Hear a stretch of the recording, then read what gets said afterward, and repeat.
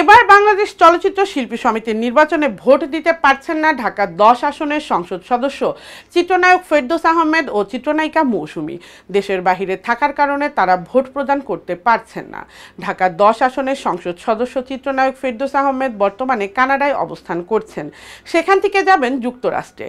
আগামী 20 থেকে 21 April new ইয়র্কে জামাইকা পারফর্মিং আর্টস সেন্টারে আয়োজিত সুচিত্রা সেন আন্তর্জাতিক বাংলা চলচ্চিত্র উৎসব এ অতিথি হিসেবে থাকবেন তিনি।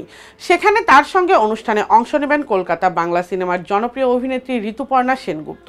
ফলে আজ শিল্পী সমিতির নির্বাচনে ভোট দিতে পারছেন না এই তারকা সাংসদ।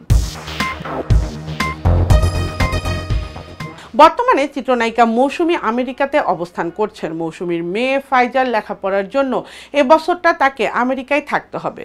ফলে শিল্পী সমিতির নির্বাচনে আজ ভোট দিতে পারছেন না এই তারকা। নির্বাচন কমিশন সূত্রে জানা গেছে, আজ সকাল 9টায় শিল্পী সমিতির কার্যালয়ে ভোট গ্রহণ শুরু হয়েছে। মধ্যাহ্ন বিরতি দিয়ে বিকাল 5টা পর্যন্ত চলবে এই ভোট। গণনা শেষ আজই ফল প্রকাশ করা হবে। 21 সদস্য বিশিষ্ট কমিটি নির্বাচনে 6 জন স্বতন্ত্র, 2টি প্যানেল থেকে 48 প্রার্থী প্রতিদ্বন্দ্বিতা করছে। প্যানেল দুটি হলো মিশা ও ডিপজল, মাহমুদ কলি ও নিপুণ।